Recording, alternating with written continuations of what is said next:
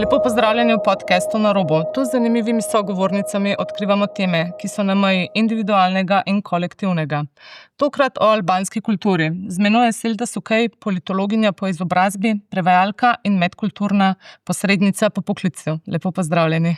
Lepo pozdravljeni, hvala za vabilo. Hvala vam, da ste se odzvala. Težko je bilo dobiti sogovornico, dolgo sem iskala, dolgo sem v bistvu se pripravljala na ta podcast, ker mislim, da o albanski kulturi vemo premalo.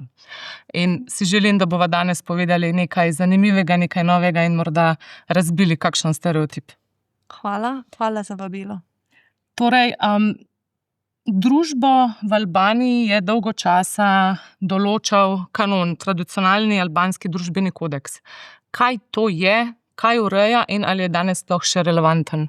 Tako kot ste rekli, kanon ali albanski družbeni kodeks je zelo raziskana zadeva v Albaniji, pa tudi v tujini. Je, tako kot ste vi povedali, je urejal življenje skupnosti od 15. stoletja naprej. In vedno, ko omenjamo besedo kanon, mislimo na kanona Leka Dukagjinija ali pa rečeno v albanščini kanoni i Lek Dukagjinet. Ampak v Albaniji, jaz bom danes povedala, da od 17. stoletja naprej smo imeli še en drug kanon. To je bilo v južni Albaniji. Najbolj uporabljen na južnem delu, medtem ko je bil ta drugi kanon od Leka Dukagjinija v severnem delu Albanije in na Kosovo. Jaz bi tukaj rekla, da oba sta imela pomembno vlogo za čas, ne? Ohranjali so red v času, ko ni bilo državne oblasti. Eni malo bolj strogi, drugi pa mehkejši, kar se tiče pravil ali krvnega maščevanja. Jaz bi tu povedala, da v južnem delu Albanije ženske so lahko tudi posredovale pri spravi. Ne? To je bil ta drugi kanon, ki sem jaz prej rekla, malo mehkejši. Ne? Ja, ampak tako sem povedala, je bilo za urejanje življenja ljudi v času, ko državne oblasti ni bilo. Danes pa imamo moderno zakonodajo v Albaniji, tudi na Kosovu, funkcionalne inštitucije, pravosodni sistem in pravzaprav kanon je izgubil moč, ne? Nima več vpliva na življenje drugih. So pa nekateri elementi kanona, tako kot je gostoljubje, častna beseda ali dana beseda, ki drugače danes bolj moderno rečemo zvestoba, ki so postali del naše kulturne identitete. In so se prenašale med generacijami. V tem kontekstu je kanon zgodovinski spomin, s katerim razlagamo določene elemente naše kulture. Ne? In lahko rečem, da smo bili kar selektivni pri tem, kaj smo ohranjali in česa nismo. Tako da... Naprimer, česa niste ohranili? Patriarhalizem, naprimer. Ne? Naj preberem, če vas zanima, kako je bilo to konkretno. Ampak to vidimo v kontekstu 15. stoletja. Ne? Seveda, se moramo tudi razlagati iz teh oči. Tako. Ja. Hiša in družina. Glava družine je imel absolutno avtoriteto. Ženske so bile podrejene. Tega pa nimamo več. Okay. Lastnina, zaščita zemlje, čast ali panderi, kak se reče v Albaniji, to je zelo pomembna vrednota. Je bila v tem času čast družine, ne? To je bila najvišja vrednota. Vsaka žalitev je bila resno obravnavana. Besa ali sveta prisega, varnost, dana beseda, gostoljubje, naprimer, ne? In gost je bil nedotakljiv. Jaz žal nimam danes s sabo, imamo sicer eno zelo zanimivo knjigo, preveden zelo lepo tudi v slovenščini, od našega velikega pisatelja Ismaila Kadareja in to je Zlomljeni april. Žal nimam s sabo in toplo priporočam za branje. O čem pa govori? O krvnem maščevanju. Okay. Ja, zelo lepo razlaga, kak je bilo v tem času v gorasti območji krvno maščevanje v Albaniji. Status gosta, tak je bil gost pomemben. Kako se povezuje gost in krvno maščevanje? Ne, to so ločene, ampak Gost je lahko tudi sovražnik, ne? Ampak če je gost, je nedotakljiv. To pomeni, in Kadere razlaga zelo dobro tudi beso, kar pomeni, da je 40-dnevna besa, mala besa, in pomeni, če ti je nekdo dal beso, ti si v tem času popolnoma zaščiten. Tak je bilo pomembno dana beseda, tudi sovražnik, ne. Tako da toplo priporočam tudi branje knjige in tako boste malo več vedeli o krvnem maščevanju, o besi, o čast, na primer, kak je bilo na severu Albanije. Tako, načelo kri za kri. Če je nekdo ubil člana družine, je bilo krvnega maščevanja, potem med sorodstvom in tako naprej. To je bil kanon, ampak da take stvari res nimajo več vpliva na družbo. Tudi na severu, ne? Tudi na severu, ne. Lahko malo povem več o krvnem maščevanju, ki jaz bi rekla, da je bila popolnoma izkoreninjena v času komunizma. Na primer, leta 1945 v Albaniji je bilo krvno maščevanje popolnoma zatrto. Kanon je bil razglašen kot fevdalni ostanek in kot ovira za graditev socialistične družbe. Je bilo sankcionirano seveda, smrtne kazni, internacija cele družine, obveščevalna služba, strog nadzor države, tako da res v času od leta 1945 do leta 1990 je bilo krvno maščevanje v Albaniji res popolnoma izkoreninjeno. Imamo neko malo oživitev leta 90 po padcu komunističnega sistema, ampak ko je bil kaos, veste, da je bil politični kaos in tako nasplošno, in ljudje so se vrnili k tradicionalnim oblikam pravice, ampak jaz bi tu malo, to je moje mnenje, ocenila, da bolj kot krvno maščevanje, to je bilo samo maščevanje, ne. Če je nekdo ubil, bo tudi on ubit, ne. Strani družine ali družinskega kroga, prijateljstva, velikokrat je bilo to tudi izkoriščeno v imenu krvnega maščevanja, ampak to je bilo samo način, kako so se ljudje vrnili k starim oblikam pravice. Kako pa je bilo v 15. stoletju, kaj je bilo upravičljiv razlog za krvno maščevanje? Recimo, en izmed primerov, ker je bilo upravičljivo nekoga zaradi tega. Če si nekoga ubil, definitivno. Še kaj drugega mogoče, ko je bilo upravičeno se nekomu krvno maščevati? Je bilo, če ni bila, na primer, ne, ženska poštena, v tem primeru mož je imel pravico, da žensko ubije, ne. Ampak takrat niso bili, njeni družinski člani takrat niso imeli pravice do krvnega maščevanja. Kdo pa? Nobeden. Okay.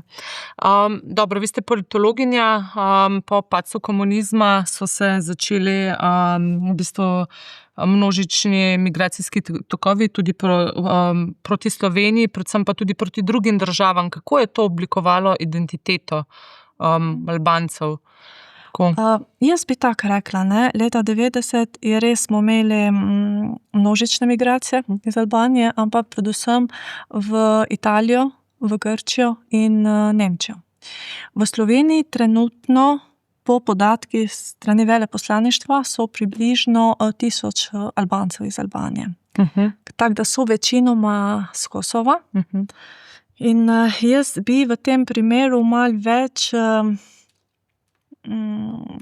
obravnavala to temo, ne, kako so prišli s Kosova tukaj. In imamo migracije znotraj Jugoslavije leta 70-80 in značilno za to obdobje je bilo, da so v Sloveniji bili predvsem moški, ki so delali fizično delo, predvsem v gradbeništvu, ohranjali so družinske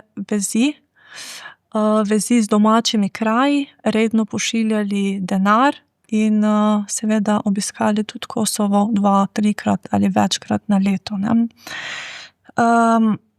Potem, med kosovsko vojno, je še en drug val migracij. Takrat so se jim pridružili tudi žene pa otroci. In tu potem je začelo to skupnost malo bolj delovati, ne, ker ljudje so prišli s Kosova in skupaj z njimi so prinesli tudi travme od vojne. In takrat je nastala potreba po medsebojni podpori in tako ustanovili tudi društva, albanska društva, in so začeli več sodelovati med sabo, podpirati drug drugega in na nek način nastala ta tudi identiteta skupnosti Albancev. Tudi gre tudi za ekonomsko podporo, ne nazadnje, medsebojno. Ja, tudi, seveda, tudi ekonomsko podporo, ja. Kakšne pa so sploh razlike med kosovskimi Albanci in Albanci iz Albanije, kulturne, identitetne, verske?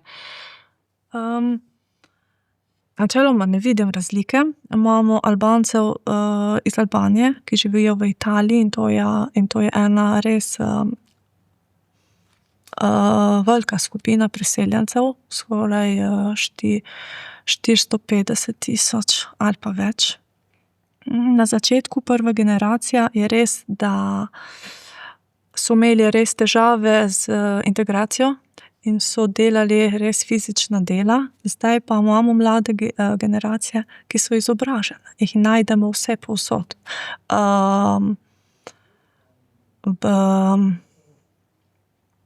V zdravstvenem sistemu, izobraževalnem sistemu, gostinske. Se pravi, je ena mi je žal, da nimam številke. Kar povejte, vse številke niso. Ena izmed priseljenskih skupin najbolj integrirane v Italijo. Prav tako imamo v Sloveniji veliko Albancev s Kosova, ki so zelo uspešni. So uspešni podjetniki. Imamo zdravnike, imamo zdravnice, imamo medkulturne mediatorke, imamo medicinske sestre, in jaz bi rekla, da to je individualna stvar posameznika, kot da bi zdaj naredila kako primerjavo, ne. Malo bi se ustavila tudi zgodovinsko. Prva generacija, tako kot sem prej povedala, v Sloveniji leta 70-80 so bili predvsem moški, ki večinoma niso imeli težave pri razumevanju slovenščine. Mislim, so mogoče malo srbsko-hrvaško govorili, ampak so vseeno znašli so se v družbi. Ker takrat so imeli in pouk albanščine, to je bila Kosova pod Jugoslavijo, in pouk albanščine do leta 1974. Z novo ustavo, veste, tako je bila nova ustava leta 1974, in oni takrat so tudi srbsko razumeli, tako da je bilo veliko lažje tukaj. Imamo pa mi zdaj drugo generacijo, ki prihaja iz vojne. Mislim, to je bilo eno obdobje pred vojno. In na podeželju meni povejo, da dejansko sploh niso izvajali pouka. In nimajo osnovne podlage albanskega jezika, nekateri, ne. Seveda, kak je potem z učenjem slovenščine? Drugega jezika, seveda. Ni integracije brez jezika. To je prvi najpomembnejši korak do integracije. Tako da jaz pravim, da si one tudi želijo integracijo in se res trudijo za to. Včasih, ampak je to zelo težko. In to, da one se trudijo, je res. Jaz vsak dan delam z njimi in vem, kako je to naporno živeti v tuji državi, brez znanja jezika. Morajo iti same k zdravniku, morajo otroke peljati v šolo in hočejo velikokrat vprašati, kak je bil otrok danes v vrtcu, a je jedel ali ne, in ne morejo zaradi jezika. Se pravi, to so take take stvari, ki jih moramo malo širše pogledati, Mhm. ne, tudi iz zgodovine. Ne Njihove in okolja in časa, v katerem so Seveda, se emigrirali. Tako. Mm. Pa so doživeli tudi travme vojne. In mi imamo res take izkušnje, imamo tudi udeleženke, ki še vedno doživljajo, ko so v razredu, še vedno doživljajo te travmatske izkušnje iz Kosovske vojne. Tako da, če malo bolj širše gledamo, razumemo tudi, zakaj za določeno skupino ali pa za določene ljudi je integracija precej težka. Ampak, tako kot sem rekla, ne, ni to razlike med Albanci z Kosova, iz Albanije, to je pač individualna posameznikova zadeva. Kaj pa potem najnovejši val, se pravi, kako se ti, ki se danes selijo, primerjajo s tistimi? Kdo se danes seli še iz Albanije? Iz Albanije. Jaz poznam, zdaj bom tudi v Albaniji malo povedala. Zdaj dejansko nimamo več migracijski val. V Albaniji se mladi selijo v tujino, tako kot je vse povsod. Mladi iščejo boljše priložnosti za življenje. In to je tak normalen pojav, bi jaz rekla, ne. Zadnji trendi, na primer, je bila Nemčija, ne, ko je imela pomanjkanje delovne sile in je imela kar privlačne ponudbe za mlade, ne. In če primerjaš plače, na primer Albanija pa Nemčija, seveda to izgleda za mlade kot obljubljena dežela zdaj, ne. Ampak jaz bi rekla, da imamo tudi tiste, ki se vračajo v domovino, sploh zdaj z razvojem turizma, v času grške krize 2008-2010, predvsem v južnem delu, v južni Albaniji, so se vrnili, prihranili denar, odpirali posle, vlagali v turizem in letos, na primer, sem se pogovarjala in meni so rekli, da nikoli več ne gremo nazaj, ne, ker imamo tukaj posel, biznes, hotel in turizem. Tudi gospodarska Tako rast razvija. Albanije bo ena najvišjih v Evropi, če jo gledamo kot kontinent. Se mi zdi zelo visoka gospodarska rast se obeta. Ja, verjetno ja. Tudi razvoj turizma zdaj je zelo... Letos, na primer, so bile 10.000 novih delovnih mest, ne. In to V turizmu samo odprtih. V turizmu, ja. Ampak Kateri kraji so najlepši? v Albaniji. Ja. Ja, v Albaniji imamo zelo lepe kraje. Glavno mesto seveda Tirana, Drač, jug Albanije, Saranda, Vlora, Ksamil. Imamo zelo lepe plaže na obali, ne, je Dermi, Ksamil, Borš, Jala. Zelo odlične, lepe plaže, kristalno jasna voda. Tako da potem imamo še na severu Albanije, seveda, Fef, mogoče, Valbona, to je Lumi Šaldas, na primer, je reka najbolj znana v Albaniji, zelo zanimiva. Tako da je. Vodni športi. Vodni športi tudi, ja. Veliko je tako, Albanija ima res naravno. Pohodništvo tudi. Tudi veliko Slovencev hodi zdaj v Albanijo. Imam podatke strani veleposlaništva, da so bili lani 22.000 Slovencev. In jaz sem zelo vesela in navdušena, da res zdaj, ko hodim po obali ali ko grem popoldne na sprehod, slišim slovenski jezik. Ker že nekaj časa tu živim in sem res tako navdušena in moja hčerka včasih mi reče: "Mami, greš pozdraviti?" Ja, seveda grem jih pozdraviti, ne, pa jo vprašati, kako se imate in če vam lahko kaj pomagam, ne, seveda. In res sem navdušena, da vsako leto vidim vedno več Slovencev, ki imajo interes za Albanijo. Super. Denarni tokovi iz tujine predstavljajo pomemben del albanskega BDP-ja. Včasih naj bi sem prebrala neki podatek, predstavljal kar 10% BDP-ja. Ali je danes to še velja? Kako je s tem? Je v neki navadi vaši, da tisti, ki se izselijo, denar pošiljajo domov? Ja. Ker mislim, da Slovenci te navade nimamo, da bi svojim staršem pošiljali, če gremo ven delati. Ja, tako imate podatke na začetku. Naprimer, mogoče je zanimivo, da povem, da je bilo na začetku, oziroma leta 2003, je bilo BDP. BDP do 23%. Aha, je bilo iz teh tujih nakazil. 23% BDP-ja. Ja, zdaj počasi upada. Naprimer, za leto, tako imam jaz podatke, sem malo pogledala, po mojem iz Svetovne banke za leto 2024 je 8,5%. Tako da je kar padlo. Ampak je to kulturno pogojeno, zakaj se gre za dogovor, tako pač mora biti. Ker imamo močne družinske vezi, tako ste rekli. Kot sem prej rekla, to je bil del naše in je še vedno del naše kulturne identitete. In kaj, če nekdo tega ne bi naredil, bi ga opravljali? Bi rekli, je škrta. Ne, ni to tako močno. Naprimer, če primerjamo s Kosovo. Kosovo ima letos, upam, da imam plus minus prave podatke 17%. Še več torej tega. Še več, tako da je tudi zelo pomemben dejavnik za zmanjševanje revščine na Kosovu. Je pa tudi v Albaniji pomemben steber gospodarstva. Je pa turizem zdaj 23% BDP-ja, tako da vidim, da počasi gremo na drug smer. Super.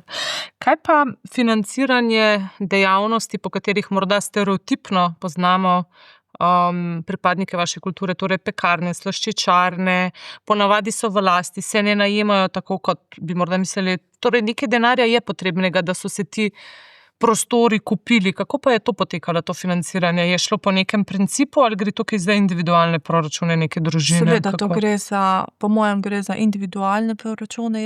Ampak to so razširjene družine, ki to potem financirajo? Ne vem, mislim, ne bi znala to ugibati, ampak tudi pekarne, slaščičarne so na začetku bile tako majhne družinske poste. Najem, majhne trgovine, v najem pa je cela družina tam delala. Mož, žena, skupaj z otroci.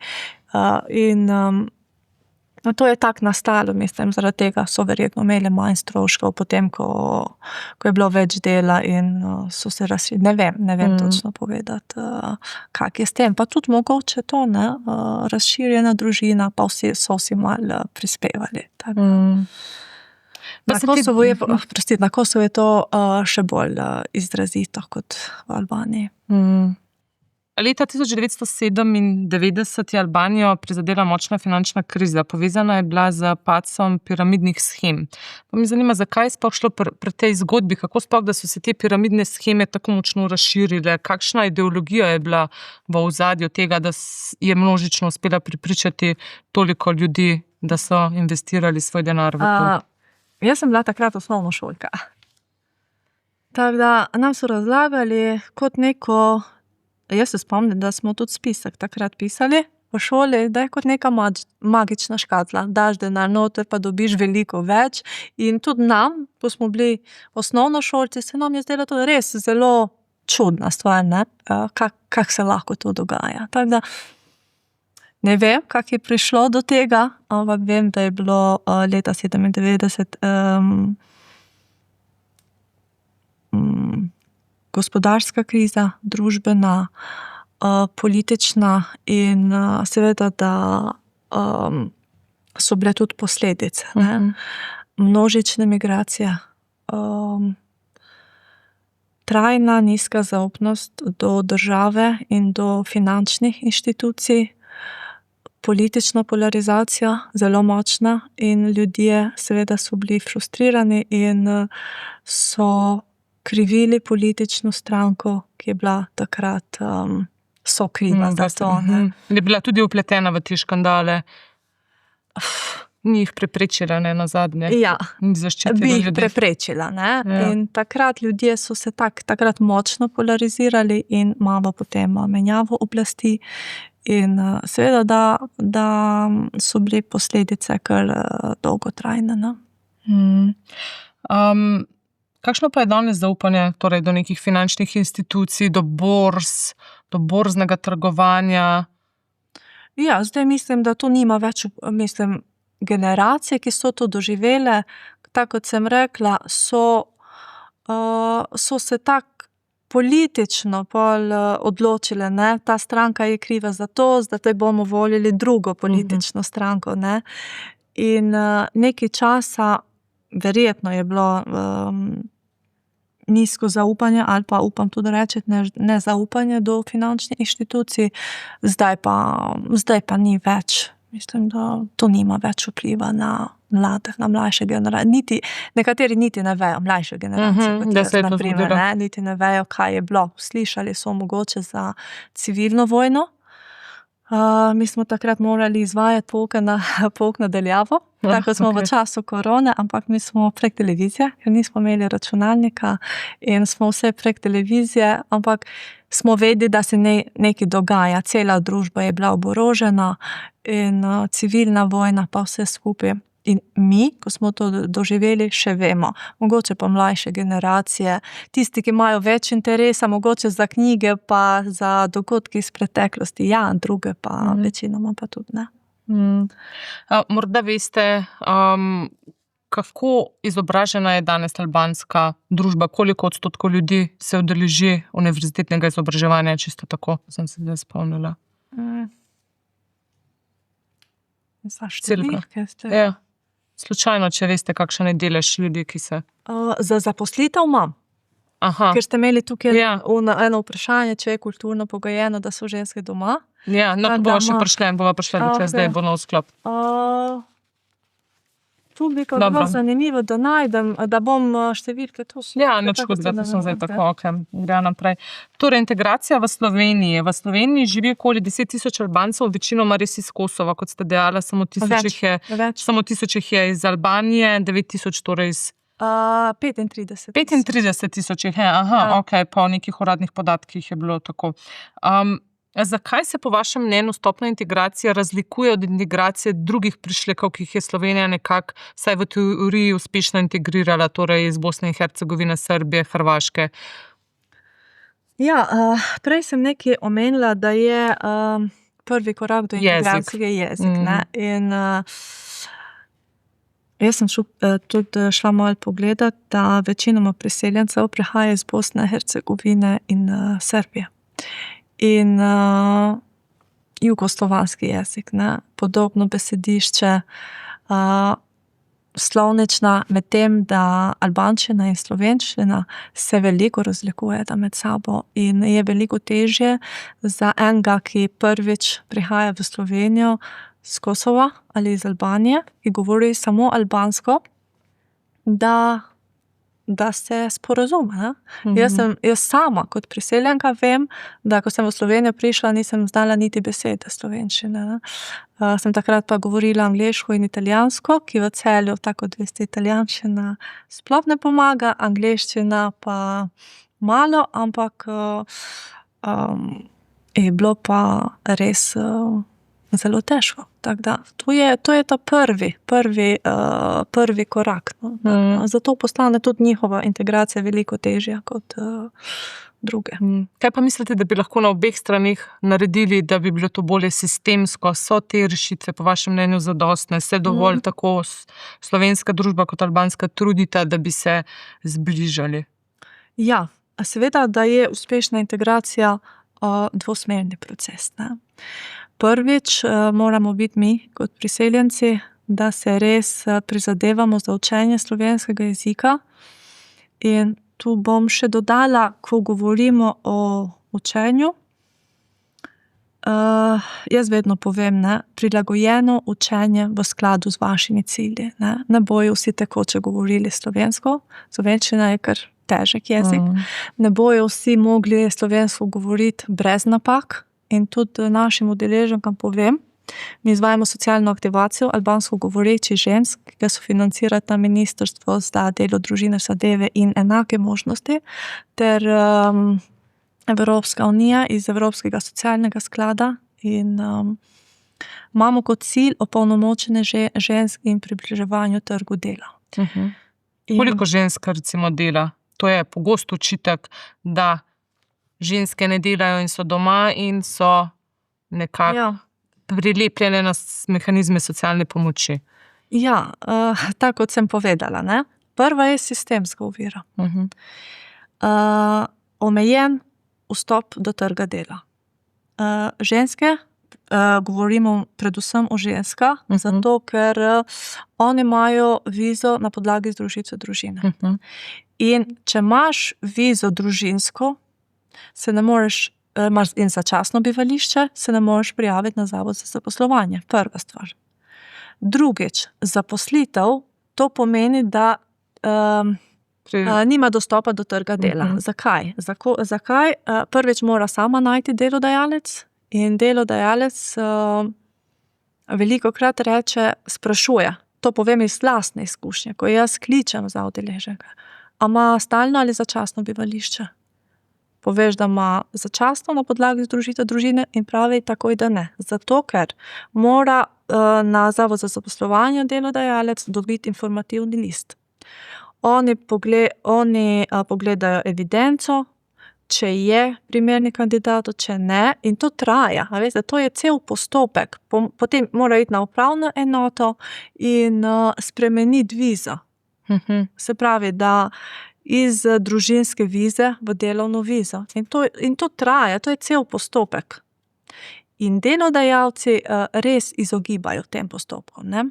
Se pravi, da so... Ne more ga pa sprožiti sama, brez da ima delodajalca že zagotovljenega. Ne. Se pravi, najprej potrebuje delodajalca zagotovljenega. In tako to traja. To traja in delodajalci res izogibajo tem postopkom, tako kot sem rekla. In potem ženske so doma 3 leta do stalnega bivališča. V najboljšem primeru je 3 leta, če ima mož stalno bivališče. Če mož nima stalnega bivališča, je 5 let. Se pravi, te ženske so doma 5 let, 3 leta, v najboljšem primeru, ali 5 let. V tem času imajo samo en tečaj slovenščine, 180 ur začetna integracija priseljencev. Kar pa verjetno ni zadosti. Ni zadost za komuniciranje. Po drugi strani, prvič to je sistemska ovira, drugič pa se moramo tudi mi zavedati, da integracija ni ovira za ohranjanje identitete. Se pravi, da se lahko zelo dobro integriraš v družbo, hkrati pa ohranjaš.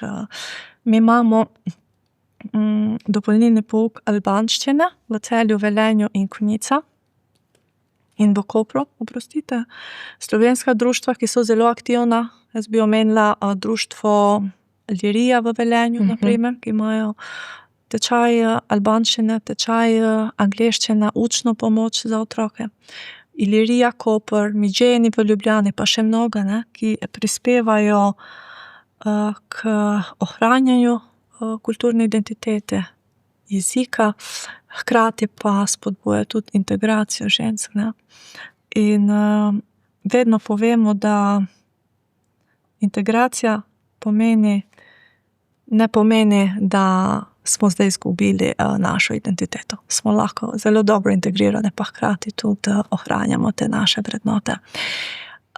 In to spodbujamo tudi pri učenju albanščine in jaz in moje kolegice velikokrat povemo albansko besedo, hkrati pa tudi slovensko besedo in otroke spodbujamo k učenju slovenščine in povemo, da veliko lažje lahko funkcionirajo v družbi, ne.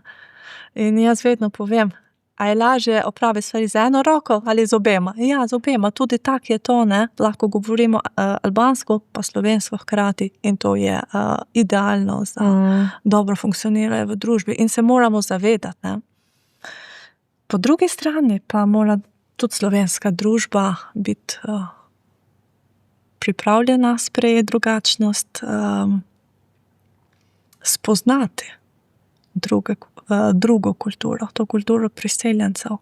Ker mislim, da največja ovira je strah pred neznanjem, ne. In takrat, ko se bomo bolj spoznali med sabo, takrat bomo imeli tudi boljše sodelovanje in hitrejšo integracijo. Ne.